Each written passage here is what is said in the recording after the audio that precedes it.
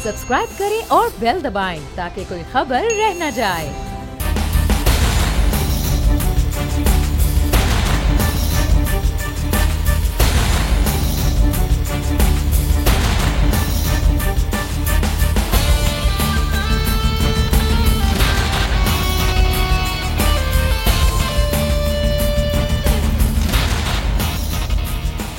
अस्सलामुअलैकुम। The special report with Mudassar Iqbal के साथ हाजिर खिदमत है। नाज़रीन, इस वक्त तमाम सूबाई वफाकी हुकूमतें कोरोना से लड़ रही हैं, बाजार खुल गए हैं और आवाम इस वक्त बाजारों में घूम रहे हैं। लेकिन ये लड़ाई सिर्फ कोरोना से नहीं बल्कि सेनेट और कौमी असम्बली में आपसी भी हो रही है, बयानबाजी भी हो रही है, तर्जुमान भी बैठते हैं मीडिया पर, प्रेस कॉन्फ्रेंस भी होती है, एक दूसरे पर इल्जामात भी लगाए जा रहे हैं।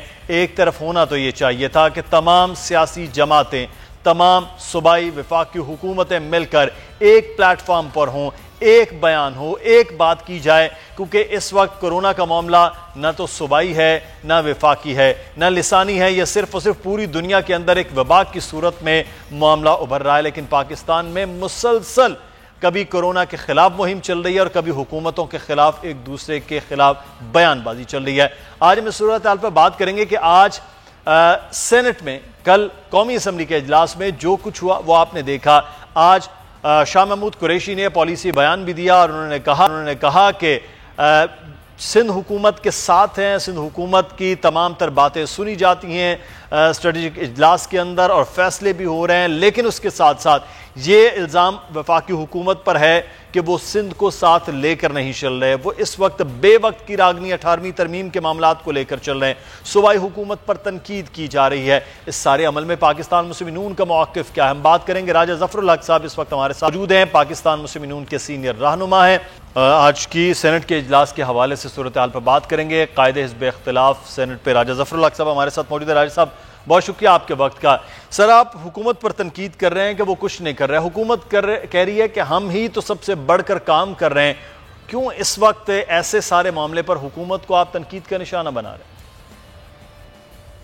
जी, अनफॉर्चुनेटली गवर्नमेंट या गलत बयानी कर रही है कि वो बढ़कर काम कर रहे हैं। लेकिन हमारा तो मुतालबा ये था कि उनको चाहिए था कि वो पार्लियामेंट को एतमाद में लेते और पार्लियामेंट से मशवरा करते, आपने जो पॉलिसी अपनाई है, अगर कोई पॉलिसी है, अगर कोई अपनाई है तो उसके ऊपर भी, उसके हुस्न ख़ुबा के ऊपर भी बात होनी चाहिए कि क्या चीज़ें आप गलत कर रहे हैं, क्या दुरुस्त कर रहे हैं। तो ये एडवाइस एंड कंसेंट का जो तस्वर है वो उसी सूरत में पूरा हो सकता है कि अगर प्राइम मिनिस्टर खुद हाउस के अंदर आते, लोगों की बातें सुनते और ये जो है ना कि बिल्कुल एक नफरत फैलाकर अपोजिशन के खिलाफ, तो ये समझना कि इसी से गवर्नमेंट बच सकती है, इसी से हमारा भला हो सकता है, ये तरीका ठीक नहीं है। और मिनिस्टर से बयान दिलवाए जाते हैं और जो मिनिस्टर बहुत सख्त बयान देता है अपोजिशन के खिलाफ और बिलखुसूस सिंध गवर्नमेंट के खिलाफ, उसको शाबाश दी जाती है और अगले दिन फिर वो आया होता है और फिर वो उसकी सूरत में बात करता है। यही सूरत हाल पंजाब की भी है। तो ये तरीकाकार ठीक नहीं है। ये मुल्क के अंदर जहाँ यगानगत पैदा करने की जरूरत थी, यहाँ इख्तिलाफात को पस-ए-पुश डालने का मुतालबा किया जाता है, तो ये तो उसके उलट बात है। मतलब ये अंग्रेजी में कहते हैं कि बजाय इसके कि आप ब्रिजेस बनाएं, आप स्टोन वॉलिंग कर रहे हैं अपनी इर्द गिर्द पत्थर की दीवारें बनाकर, तो ये इससे फिर मुल्क का भला नहीं हो सकता ना। राज साहब, लेकिन एक बात है कि आप कंसर्न की बात करें। इमरान खान साहब, आप याद होगा कि वज़ीर आज़म हाउस में एक तकरीब हुई फंड रेजिंग की, उसमें वज़ीर आज़म ने एक सहाफ़ी से बात करते हुए कहा कि अपोजिशन को मिलाने से तो उल्टा नुकसान होगा, जो इस वक्त हम काम कर रहे हैं उसका नुकसान हो सकता है, जो लोग हमें मदद कर रहे हैं उसका नुकसान हो सकता है, तो इसलिए वो अपोजिशन को नहीं मिलाना चाह रहे कि पॉलिसी दाखिली हो या खारजा हो, उसकी बुनियाद नफरत और नफरत के इजहार के अलावा इनके पास और है ही कुछ नहीं। ये बड़ी बदकिस्मती की बात है। अच्छा राय साहब, एक चीज़ है कि यहाँ पर पीटीआई जो है वो कहती है कि नून लीग तो पार्लियामान में भी जो है वो हम देख रहे हैं कि वो तारीफ़ें ऐसे कर रही है पाकिस्तान पीपल्स पार्टी की कि जैसे तर्जुमान बन गए हों, आप उनको तर्जुमानी और किसी की ज़रूरत नहीं है, आप लोगों की ज़रूरत है कि नून लीग फिर पाकिस्तान पीपल्स पार्टी की सिंध हुकूमत की तारीफों में लगी हुई है।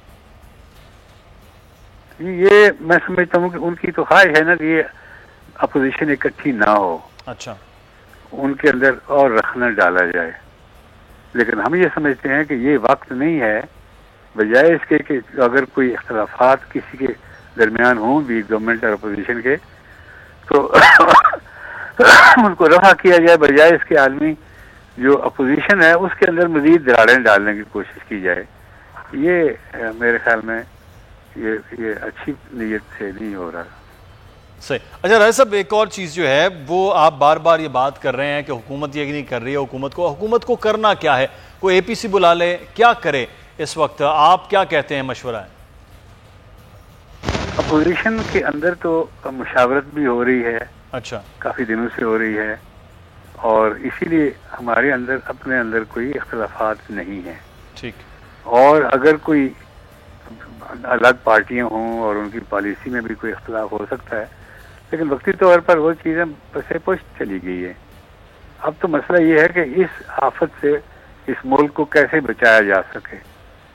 उसके दो ही तरीके हैं, या ये कि ये सारी कौम यकसू होकर इसके दफा की कोशिश करे, और या फिर ये है कि जिस तरह प्राइम मिनिस्टर कहते हैं कि बस इल्ज़ाम तराशी की जाए और एक दूसरे को गालियाँ दी जाए। तो राय साहब, एक चीज़ है कि हुकूमत कहती है कि हमने जितना इस मुश्किल वक्त में, आप सीनियर सियासतदान हैं, आप भी जानते हैं कि पाकिस्तान में मुश्किल वक्त नहीं आया राय साहब। फिर साथ ही साथ ये भी है कि उन्होंने कहा जितना बड़ा रिलीफ पैकेज हमने दिया, माजी में ऐसा बड़ा रिलीफ पैकेज भी नहीं दिया गया। हुकूमत अपने तय वो कह रही है हम तो ज़बरदस्त काम कर रहे हैं। ये इनको ये ख्याल है, ये ज़ोम है कि जो बाहर से रकम आई है उस पर हक सिर्फ मरकजी हुकूमत का है और हुक्मरान जमात का है।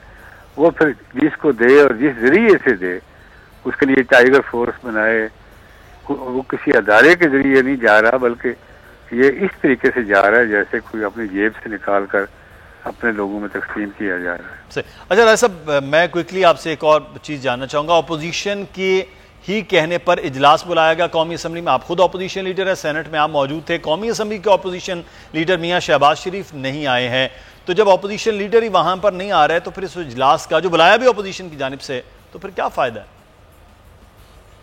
देखो जी, कुछ अर्सा पहले शहबाज शरीफ साहब में सीरियस कैंसर था, तो उसके इलाज के बाद आदमी में आपको इल्म है कि दवाइयाँ भी इस्तेमाल करते हुए बॉडी की रेजिस्टेंस जो है वो मुतासर होती है। सही। और अगर इस तरह का अगर कोई इज्तिमा किसी में जाते हैं या सफ़र ज़्यादा करते हैं तो उससे मुतासर होता है बंदा। तो डॉक्टरों ने उनको ये कहा कि आप ना जाए। तो डॉक्टर की एडवाइस के ऊपर अपोजिशन लीडर मियाँ शहबाज शरीफ नहीं आए। ठीक है, बहुत शुक्रिया। राजा ज़फ़र साहब हमारे साथ मौजूद थे और ये कह रहे हैं कि हुकूमत जो है वो कोई पॉलिसी होती तो वाज़े होती, कोई संजीदगी होती तो नज़र आती। नज़ीर लगारी साहब हमारे साथ मौजूद हैं, सीनियर सहाफ़ी, तजज़ियाकार और एडिटर इन चीफ बोर्ड। बहुत शुक्रिया लगारी साहब आपके वक्त का। सर, इस वक्त एक जंग सी की कैफियत नहीं लग रही है कि वफाक बामुकाबला सिंध, और साथ ही साथ बयान, इधर से प्रेस कॉन्फ्रेंस होती है, उधर से प्रेस कॉन्फ्रेंस होती है, उधर से कोई बयान आता है, इधर से बयान आता है। कौम है वो परेशान है, चाहे वो किसी भी सूबे की है, चाहे वो सिंध की है, KP, बलूचिस्तान, पंजाब की या वफाक के रहने वाले। वो कह रहे हैं कि हुकूमतों को क्या हो गया, आपस ही में लड़ रहे हैं, हमारे लिए शायद कुछ सोचना भी अब गवारा नहीं कर रहे।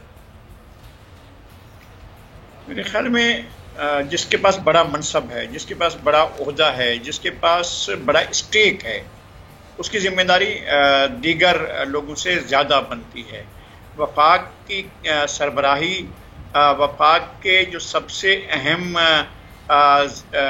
वो है ब्रांच है एग्जेक्टिव की सरबराही, chief executive of the state की जिम्मेदारी जनाब इमरान खान साहब के पास है, और जनाब इमरान खान की हैसियत इस वक्त मुल्क के बड़े की है। कोई उन्हें माने न माने, कोई उनकी इस हैसियत को चैलेंज भी करे, तब भी वो वज़ीर आज़म हैं, और वज़ीर आज़म के तौर पर उनकी जिम्मेदारियां दीगर लोगों से ज़्यादा हैं। और ये उनकी ही जिम्मेदारी बनती है कि वो लोगों को ऑन बोर्ड लें, वो लोगों को एक साथ बिठाएं। ये क्राइसिस है, ये बहुत बुरा वक्त है। ऐसा बुरा वक्त तारीख में इस तरह से पहले कभी नहीं आया है। कम से कम हम पाकिस्तान की तारीख की हद तक कह सकते हैं कि जब से ये मुल्क वजूद में आया है, इतनी बड़ी मुद्दत के लिए लॉकडाउन नहीं हुआ, इतनी बड़ी तादाद में लोग एक ही बीमारी में इतनी तेजी से मुब्तला नहीं हुए। ये बहुत माजी के बड़ा क्राइसिस है।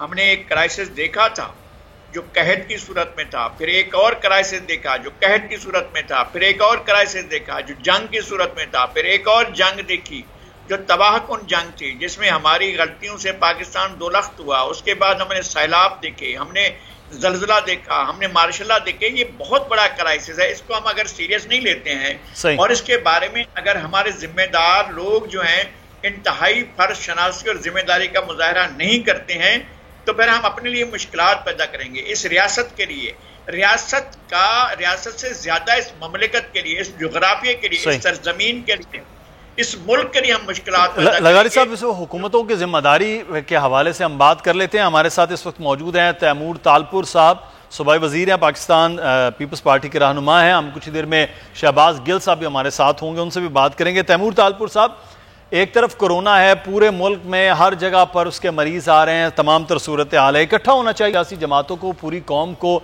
लेकिन हम ये देख रहे हैं कि एक हंगामा सा बपा है। ये क्यों है वफाक और सिंध की जंग? ये तो एक बहुत ही दुख की बात है कि जिस टाइम पर पाकिस्तान को मुत्तफिक होना चाहिए, सियासी जमातों को एक साथ एक पेज पर इस वबा का मुकाबला करना चाहिए, अफसोस से पीटीआई के चंद जो गूंज हैं, ये जो इन्होंने कुछ ढूंढ ढांड के जोकर रखे हुए हैं, ये गिल जो कि ना तो कहीं का नुमाइंदा है और दूसरा ये सईद मुराद साहब जिनकी खासियत अब सब जानते हैं, ये हर बार आके तनकीद बराए तनकीद करते जा रहे हैं। हम बिलीव करते हैं तनकीद में, पर तनकीद बराए इस्लाह, जिसमें कोई बेहतरी आ सके। अगर सिंध हुकूमत कोई खराबी, कोई गलती कर रही है, कहीं पे सही परफॉर्म नहीं कर रही है, तो हम मोस्ट वेलकम करते हैं उनके कमेंट्स को, पर सिर्फ इसलिए ताकि वो पॉइंट स्कोरिंग करें। और सिंध हुकूमत जिसको आज यूनाइटेड नेशंस उसकी हेल्थ डिपार्टमेंट की वर्किंग की तारीफ कर रहा है, जब यूनाइटेड नेशंस कह रहा है आपके आलमी इदारा इतना बड़ा कि अगर सिंध के कहने पे बाकी पाकिस्तान चलेगा तो बेहतर जंग कर सकता है आलमी वबा के खिलाफ, उस मौके पर इस किस्म की स्टेटमेंट्स आना बहुत ही दुख की बात है। उम्मीद है कि शायद खान साहब कुछ अपने इन बेवकूफ़ दोस्तों को कुछ अकल देंगे और कुछ हिदायत देंगे। यहाँ पर तो ये हाल है आज कि बैठकर खुरम शेर जमान और ये जो लैंड माफिया हमारे हैं हलीम आदिल शेख साहब, ये बैठ वो बातें करते हैं कि वो शर्मिंदगी में आके वफाकी हुकूमत की अपने नुमाइंदे और उनके अपने वफाकी वजीर को इनको शटअप कॉल देके कहना पड़ता है कि भाई कुछ लेवल की पे कोई गेम खेले, कुछ जरा हिसाब किताब से बात करें और अननेसेसरी और स्टूपिड स्टेटमेंट्स ना दे। तो ये तो आज हाल है पीटीआई के। ठीक, अच्छा तैमूर तालपुर साहब हमारे साथ रह गए। नज़ीर लगारी साहब, आज शाह महमूद कुरैशी साहब सेनेट में खिताब कर रहे थे, उन्होंने कहा कि हम सिंध में आ रहे हैं, तैयारी पकड़ लें। उन्होंने पाकिस्तान पीपल्स पार्टी को बाकायदा तौर पर मुखातिब किया। उन्होंने कहा जो सिंध का दारुल हुकूमत है, दारुल खिलाफा है, उसमें तो वोट ही सबसे ज़्यादा और सीट्स ही सबसे ज़्यादा पाकिस्तान पीपल्स पार्टी की और उनकी तादी जमात MQM की है। तो ये कोई नया एक हंगामा होने वाला है कि वो कह रहे हैं हम आ रहे हैं, आप तैयारी पकड़ लें?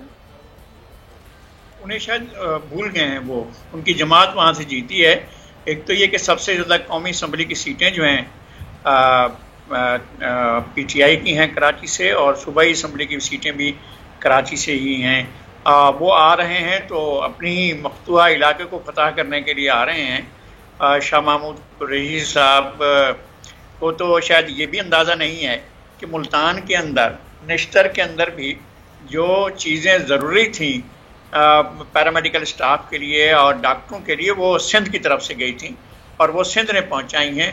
वहाँ पर न तो वफाक की तरफ से आई और ना ही पंजाब की तरफ से आई। तो उन्हें तो कम से कम इस बात का सिंध का शुक्रिया अदा करना चाहिए, सिंध के वज़ीर आला का, सिंध की हुक्मरान जमात का, जो उनकी पहले अपनी जमात थी, उन्होंने जाकर मुल्तान के क्राइसिस में उनका साथ दिया और वहाँ पर उनकी कोई एक सीट भी नहीं है मुल्तान में, फिर भी वो गए और मुल्तान में निश्तर के अंदर जो भी चीज़ें थी उन्हें अनइंटरप्टेड जो सप्लाई है डॉक्टरों के लिए और पैरामेडिकल स्टाफ के लिए जिन चीज़ों की वो सिंध ने फराहम करने का कहा है और सिंध फराहम कर रहा है, तो इस शाह महमूद कुरैशी साहब क्या करने आ रहे हैं?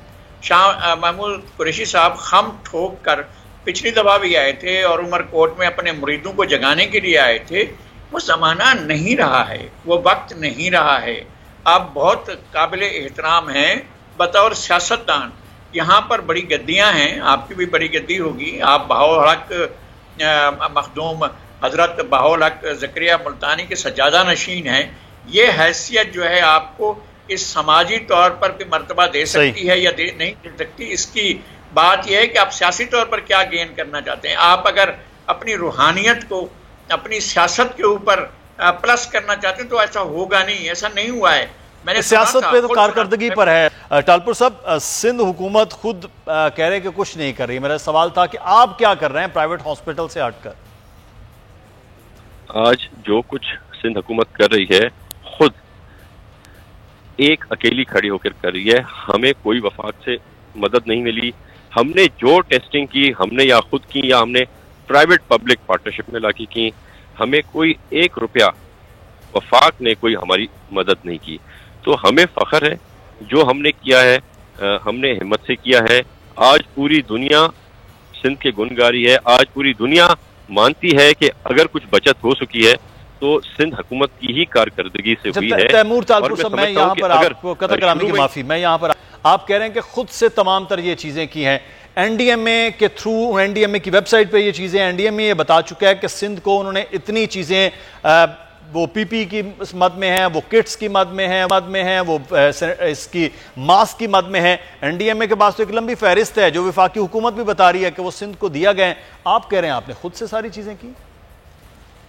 पहली बात तो आज जो पहला जो जहाज आया था चाइना से, जो आके कराची में लैंड हुआ था और जिसको मुराद अली शाह ने चीफ मिनिस्टर सिंध ने जाके रिसीव किया था उनके जनरल को, जिसने आके दी थी, तो वो पहली बार था जब सारा सामान सारे इक्वली एक शहर के साथ सिंध ने अपना हिस्सा रख बाकी वफाक को भेजा।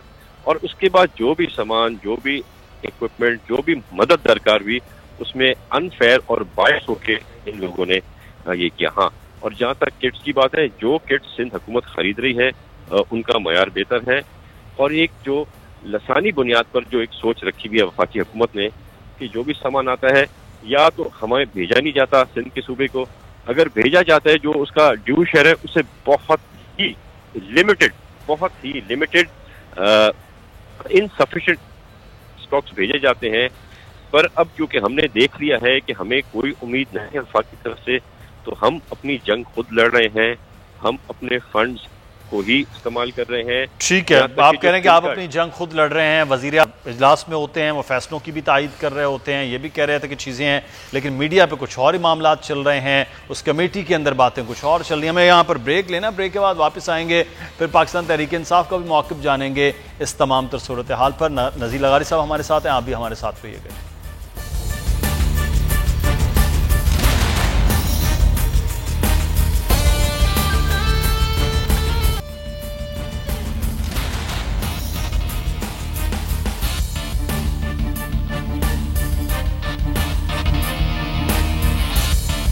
ब्रेक के बाद आपको खुश आमदीद कहते हैं प्रोग्राम में, और हम बात कर रहे हैं इस वक्त वफाक और सिंध के दरमियान होने वाले झगड़े के हवाले से। हमें ज्वाइन किया डॉक्टर शहबाज गिल साहब ने, पाकिस्तान तहरीक इंसाफ के रहनुमा हैं। बहुत शुक्रिया शहबाज गिल साहब आपके वक्त का। नज़ीर लगारी साहब भी हमारे साथ हैं। गिल साहब, आपसे एक बात जानना चाहेंगे, इस वक्त जितनी भी बयानबाजी दोनों जानिब से चल रही है, कुछ ही देर पहले मुर्तज़ा वहाब साहब जो तर्जुमान भी हैं सिंध हुकूमत के, उन्होंने कहा कि वफाक से तासुब की बू आ रही है। पीपल्स पार्टी के लिए आपके आंखों में तासुब क्यों है? बिस्मिल्लाहिर्रहमानिर्रहीम, बहुत शुक्रिया। देखिए, जो पाकिस्तान तहरीक इंसाफ है वो पूरे मुल्क से एक अवाम की तर्जुमानी करने वाली जमात है जिसकी रिप्रेजेंटेशन पूरे मुल्क में मौजूद है, और आप वो देख सकते हैं इवन सिंध के अंदर भी हमें एक बहुत बड़ा अवाम ने मैंडेट दिया है। उसके बरक्स जो पाकिस्तान पीपल्स पार्टी है उसने किसी और ने नहीं, मैं ये नहीं कहूँगा कि किसी और ने उन्हें हराया है, उनकी अपनी करप्शन उनकी अपनी नाअहली और उनकी बेहिसी जो उन्होंने अवाम की तरफ रखी है, उसकी वजह से वो वाइप आउट होते गए पूरे मुल्क में, और अब वो एक सूबे के भी एक चंद अजला तक महदूद एक पार्टी रह गई है, जिसकी वजह से जैसे ही उनकी नाअहली और करप्शन को पॉइंट आउट किया जाता है, वो फौरन सिंध कार्ड खेलने की कोशिश करते हैं। तो ये जो किसी भी किस्म की बू है, ये वहां से आ रही है पीपल्स पार्टी में से। जो फेडरल गवर्नमेंट है, उन्होंने तो तमाम जो जिम्मेदारियां थी, जो मेडिकल इक्विपमेंट, जो जिम्मेदारियां नहीं भी थी 18वीं तरमीम के बाद फेडरल गवर्नमेंट ने की, क्योंकि तमाम बजट इनके पास चला जाता है, जिम्मेदारी इनकी थी। जो जिम्मेदारी नहीं भी बनती थी कानूनी तौर पर, वो भी पूरी की फेडरल गवर्नमेंट ने, और इन्हें एनडीएमए के थ्रू एम्पल इक्विपमेंट और मेडिकल से रिलेटेड तमाम पीपीई सब कुछ पहुंचाया, जो कि अभी तक प्रॉपर ना तो कई हॉस्पिटल्स में इन्होंने उनको डिस्पेंस किया और ना ही उसको इस्तेमाल किया गया है। टेस्टिंग किट्स ही देख लें, वो जितनी प्रोवाइड की उतने अभी तक टेस्ट कंडक्ट नहीं हुए। तो कहने का मतलब मेरा आपको ये है कि इनको अपनी कारकर्दगी दिखानी पड़नी है।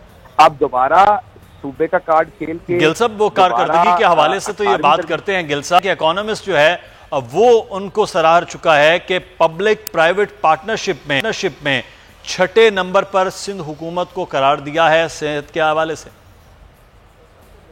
देखिए, जो इनकी कारकर्दगी है वो तो मैं आपको बता देता हूँ, सिंपल सी बता देता हूँ। 2012-13 में पाई जाने वाली जो ऑडिटर जनरल की रिपोर्ट है, उसमें बेज़ाब्तियां जो हैं वो 62 बिलियन रुपए की हैं। 2013-14 में 23 बिलियन की हैं, 2014-15 में 129 बिलियन की हैं, 2015-16 में 94 बिलियन की हैं, 2016-17 में 263 अरब रुपए की हैं, और ये आगे चलता जा रहा है काम। और पीछे भी, इससे पहले भी इनकी जो गवर्नमेंट रही है, तो इनकी तो टोटल अकाउंट में जो 957 अरब की बेकायदगियां जो है वो ऑडिटर जनरल ऑफ पाकिस्तान की रिपोर्ट में मौजूद है। तो रही बात इनकी लॉकडाउन की, तो मैंने पहले भी कहा कि 18वीं तरमीम के बाद ये आईन इन्हें इख्तियार देता है कि ये किस तरह का लॉकडाउन कहाँ पे करना चाहते हैं। तो ये शौक से करें और फिर उसके जो रिजल्ट्स हैं उसको भी आवाम के साथ शेयर करें। मसला ये है कि पहले क्रेडिट लेते हैं एक फैसले का, उस फैसले के बाद जो नुकसान और अगर होता है तो उसका तमाम मलबा जो है वो फेडरल गवर्नमेंट पे डालने की कोशिश की जाती है। ऐसा नहीं होता। अगर आपके पास इख्तियार है, आप फैसला लेते हैं, तो फिर फायदा और नुकसान उसमें से जो भी आना उसकी ओनरशिप आपको लेने की जरूरत है। तो 18वीं तरमीम के बाद हम तो मानते हैं कि आईनी तौर पर इनका इख्तियार है, तो बिल्कुल करें, फेडरल गवर्नमेंट के पीछे ना छुपें और फेडरल गवर्नमेंट पे ना डालें। सही, बिल्कुल। लगारी साहब, फेडरल गवर्नमेंट पे बार बार वो चीजें डाली जाती हैं, पहले फैसले खुद किए जाते हैं, जब उनके नुकसान होते हैं तो वो फिर सिंध हुकूमत फेडरल गवर्नमेंट को कहती है कि जी ये नहीं कर रहे। जब 18वीं तरमीम में बहुत से इख्तियारात सूबों के पास है, तो फिर सूबों को जिम्मेदारी नफे और नुकसान दोनों की नहीं लेनी चाहिए? बचा बिल्कुल ऐसा है कि जब अख्तियारात जो है वो निचली सतह पर चले गए हैं, तो जिम्मेदारियां भी निचली सतह पर होनी चाहिए और उन जिम्मेदारियों को लिया जाना चाहिए। लेकिन ये बात अभी शायद हमारे समझने की है कि जिस तरह से अख्तियारात की मुंतकली हुई, जिस तरह से जो कॉन्करेंट लिस्ट हुए उसका खात्मा हुआ, जिस तरह से 45 या 47 महकमे और वजारतें वो निचली सतह पर चली गई हैं, लेकिन उनका जो बजट है, उनकी जो रकूम है, वो उस तरह से सूबों के पास नहीं आई हैं। मैं ये अर्ज करता हूँ, ये सवाल मैंने कई जगहों पर उठाया था। एक दफ़ा जनरल हेडक्वार्टर में भी ये बात हुई थी। जनरल कियानी साहब आर्मी चीफ थे और बहुत से और दोस्त भी थे, जर्नैल साहबान भी थे और मीडिया से मुतालिक लोग भी थे। मैंने ये अर्ज किया था कि जनाब, वफाक ने हेल्थ सेक्टर में कुछ नहीं डिलीवर करना, वफाक ने एजुकेशन में कुछ डिलीवर नहीं करना है, सोशल सर्विसेज में कुछ डिलीवर नहीं करना है, लोकल बॉडीज में कुछ डिलीवर नहीं करना है। अब ये तरमीम 18वीं तरमीम से बहुत सी चीज़ें निचली सतह पर चली आई हैं, लेकिन ऐसा है कि तमाम सूबों के मजमूई बजट से भी दुगने से भी ज़्यादा, तो ये जो वफाक का बजट है और अक्सर बिलअमूम खसारे का होता है, तो ये इतना वफाक के पास इतनी सारी चीज़ें, इतना सारा बजट वो क्यों रख रहा है? अगर महकमे डिवाल्व हुए हैं तो साथ में रिसोर्सेज को भी डिवाल्व होना चाहिए और वो भी, उनको भी निचली सतह पर जाना चाहिए। तो फिर शफकत महमूद साहब क्यों बैठे हुए हैं, एक वजारत उनके पास है, फिर ये डॉक्टर जफर मिर्जा साहब हेल्थ से मुतालिक क्यों, और उनसे पहले जो वज़ीर सियासत वो हेल्थ से मुतालिक क्यों इश्यूज़ को डील कर रहे थे। और जो चीज़ें होती हैं उनके असरात पड़ते हैं, यानी दवाओं को जिस तरह से महंगा किया गया और जो कीमतें बढ़ी जिसकी वजह से एक वज़ीर को वज़ारत से जाना पड़ा, अब तक नहीं पता चल पाया है। बहुत सी चीज़ों का नहीं पता चल पाता है कि लोग इस तरह से दो अमली क्यों चल रही है, दोहरी पॉलिसी क्यों चल रही है, दो टेयर्स कैसे चल रहे हैं, जब एक टेयर। सर ये एक बड़ा लंबा टॉपिक है कि 18वीं तरमीम का जब ये हुआ है तो उतने इख्तियारात वफाक के पास हैं और उतने सूबों के पास हैं। पास करने वाली दोनों जमातें साबिका हुकूमतें में जो रही हैं 2008 से फिर 2013 से, तो वो दोनों जमातें क्या करेंगी, इस पर हम पूरी तरह से एक डिबेट चाहेंगे कि ज़रूर की जाए। शहबाज गिल साहब, मैं आपसे एक सवाल है कि आपकी ज़ात के हवाले से बहरहाल आज तनकीद की गई मुर्तज़ा वहाब साहब की जानिब से। उन्होंने कहा कि शहबाज गिल साहब के पास वफाक में कोई ओहदा नहीं है, कोई तर्जुमान नहीं है। जिसके पास ओहदा नहीं है वो तर्जुमानी कैसे कर सकता है? तर्जुमानी दो तरीके से कर सकता है। पहली बात तो वज़ीर आज़म पाकिस्तान जो है वो मुल्क के चीफ एग्जीक्यूटिव हैं और उन्होंने मुझे ये जिम्मेदारी दी हुई है, उनके अहकामात से मैं ये जिम्मेदारी करता हूँ क्योंकि मैं PTI का एक वर्कर हूँ। और दूसरी इसमें बड़ी मिसाल ये है कि हर प्रेस कॉन्फ्रेंस और हर जगह पे मुर्तज़ा साहब को मेरा नाम लेना पड़ता है और मुर्तज़ा साहब को मेरा जिक्र करना पड़ता है। तो इसका मतलब ये कि मैं तर्जुमानी भी ठीक कर रहा हूँ और जो प्राइम मिनिस्टर साहब ने मुझे काम दिया हुआ है वो बेहतर तरीके से कर रहा हूँ, इसीलिए तो मेरा नाम मुर्तज़ा वहाब साहब की जुबान पर बार बार आता है।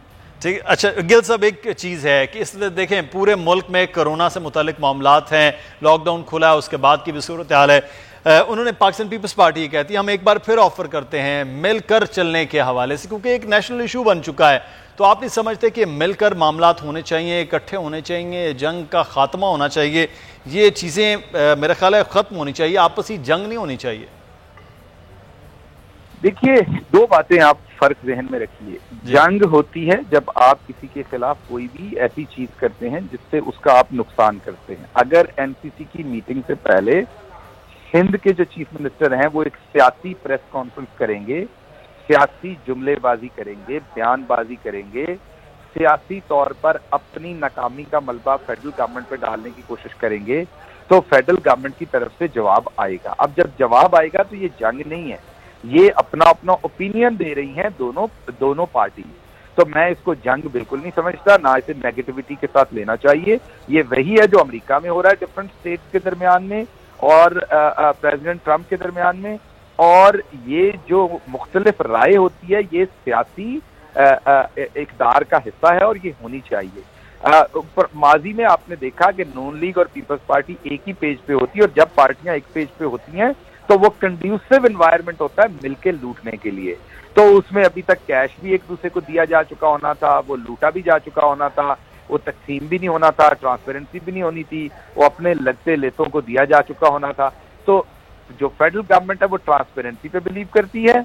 अगर कोई शख्स भी गलत बयान देगा तो उसकी करेक्शन की जाएगी, उसको जवाब दिया जाएगा, और इसको बिल्कुल जंग या इसको बिल्कुल लड़ाई ना समझा जाए। ये एक आईनी हक है, सिंध गवर्नमेंट का भी है और हमारा भी है। बदकिस्मती ये है कि वो काम करने की बजाय प्रेस कॉन्फ्रेंसेस पे फोकस करते हैं और ज्यादातर बयानबाजी करते हैं, जिसका फिर हमें जवाब देना पड़ता है। और जब हम जवाब देते हैं तो फिर आप सवाल करते हैं कि ये जंग लगी हुई है। तो पहली बात तो ये कि उनको ये काम नहीं करना चाहिए। मैं ये नहीं कह रहा वो गैर आईनी काम करते, उनका आईनी हक है प्रेस कॉन्फ्रेंस करने का, बोलने का, और ये कोई जुर्म नहीं करते वो। लेकिन अगर बेहतर है कि वो काम करें और बयानबाजी ना करें, लेकिन अगर वो सर दोनों जानिब से अब काम करने के हवाले से भी दोनों जानिब से इल्जामात भी हैं कि बयानबाजी एक दूसरे पर की जा रही है, और अवाम इस वक्त चाहती है कि इस किस्म के जंग जो है वो कोरोना के मामलात के हवाले से, चले जंग का लफ्ज़ मैं निकाल देता हूँ, जंग ना हो, लेकिन मुखालिफत का एक दूसरे के बयानबाजियाँ वो रोकी जाएँ और फोकस किया जाए कि कोविड-19 से किस तरह से निमटना है। बहुत शुक्रिया डॉक्टर शहबाज गिल साहब हमारे साथ मौजूद थे। पाकिस्तान तहरीक इंसाफ के रहनुमा नज़ीर लगारी साहब हमारे साथ मौजूद थे। नज़ीर लगारी साहब आपका भी बहुत शुक्रिया। हमें ब्रेक लेना, ब्रेक के बाद वापस आएंगे, सूरत हाल जानेंगे कि लॉकडाउन खुल गया, मार्केट्स खुल गई हैं, SOP पर अमल हो रहा है या नहीं, आपको ब्रेक के बाद बताएं।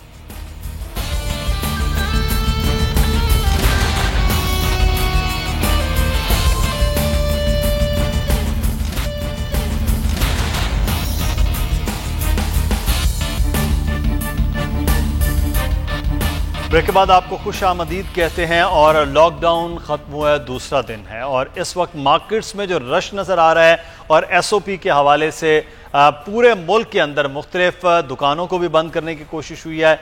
मार्केट्स के जो कमेटीज़ हैं उन्होंने भी बाकायदा तौर पर तंबीह की है दुकानदारों को कि वो SOP पर अमल करें, मास्क का इस्तेमाल किया जाए, सैनिटाइज़र यूज़ हो और सोशल डिस्टेंसिंग का ख्याल रखा जाए। ये वो तमाम तर चीज़ें हैं जो तय की गई थी हुकूमतों के साथ ताजरों ने, लेकिन इस पर अमल कितना हो रहा है हम आज इस पर बात करेंगे। हमारे साथ इस वक्त कराची से हमारे नुमाइंदे सलमान सलीम मौजूद हैं जो ज़ैनब मार्केट में हैं इस वक्त। सलमान, आगाह कीजिएगा, ज़ैनब मार्केट बड़ा खासा यहाँ पर रश रहता है और लॉकडाउन के बाद की क्या सूरत हाल है? कोई सोशल डिस्टेंसिंग है, कोई यहाँ पर मास्क पहने हुए लोग हैं, कोई वाकई SOPs पर अमल हो रहा है? जी बिल्कुल, देखें कारोबार खुलने का आज दूसरा रोज़ है और दूसरे रोज़ ही कराची की जो बासिंग, कराची की जो आवाम है उन्होंने SOPs की धज्जियां उड़ा दी हैं।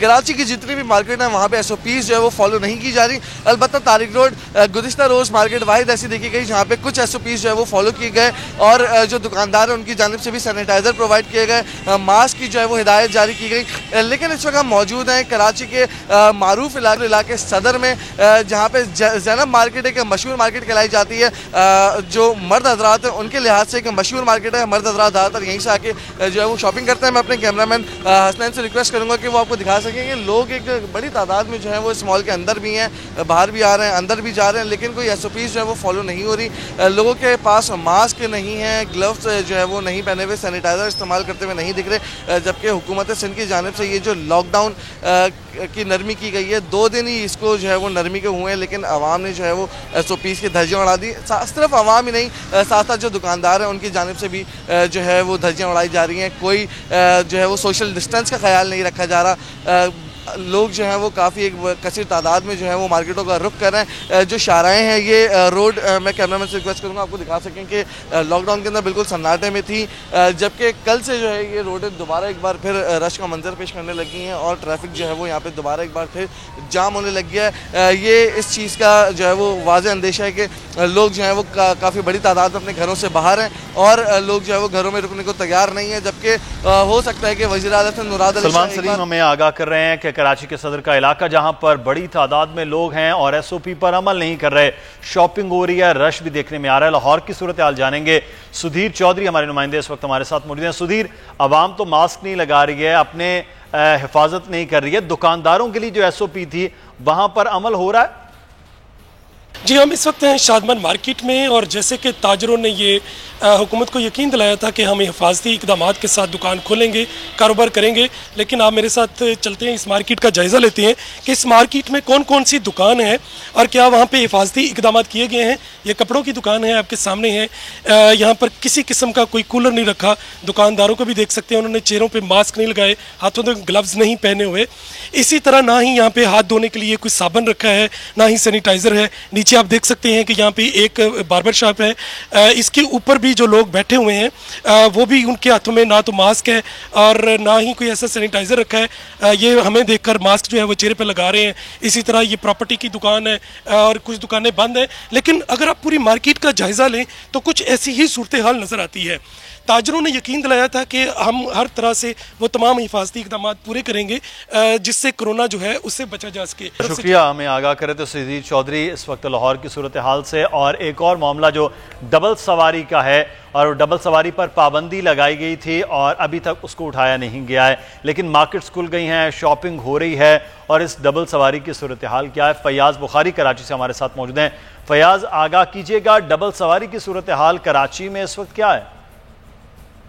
जी बिल्कुल, कोरोना वायरस के बायस शहर भर में लॉकडाउन का सिलसिला जारी है, लेकिन सुबह से लेकर शाम तक कुछ जो है वह नरमी की गई है ताकि शहरी जो है वो ज़रूरत का सामान खरीद सके, क्योंकि रमज़ानुल मुबारक का महीना है, ईद के लिए लोगों को शॉपिंग भी करनी है, तो कुछ शॉपिंग सेंटर्स भी खुले हुए हैं। लेकिन डबल सवारी पर पाबंदी अब भी आयद है, लेकिन शहरी जो हैं वो उसको बिल्कुल ही बरोएकार नहीं ला रहे, उस पर अमल नहीं कर रहे और डबल सवारी का बिल्कुल ही जो है वो कानून का जो नाफिज किया गया है उसकी बिल्कुल धज्जियां उड़ा के रख दी है और कोई भी मुझे कोई ऐसा पुलिस एहलकार या रेंजर्स की जानिब से भी रोकते हुए नजर नहीं आ रहे। शहरियों को बिल्कुल छूट दे रखी है कि सुबह से लेकर शाम तक वो 2 बंदे बाइक पर घूमे या 3 बंदे बाइक पर घूमे, बल्कि पूरी फैमिलीज जो हैं वो मोटरसाइकिल पर सवार है। लेकिन कोई भी कानून नाफिज करने वाले इदारे की जानिब से रोकने का सिलसिला कहीं पर भी नजर नहीं आता। पहले कई जगह पर जो है वो नाके लगाए गए थे, चेकिंग का सिलसिला जारी था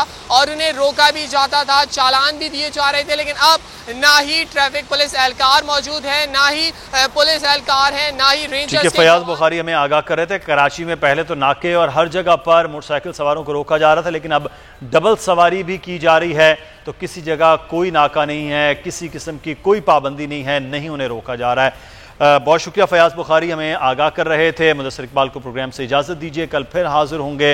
अपना बहुत सा ख्याल रखिए। इस रश के अंदर अगर आप जाएंगे तो यकीनी तौर पर कोरोना को लेकर अपने घरों को वापस आएंगे। महदूद रहिए, महफूज रहिए। अल्लाह हाफ़िज़।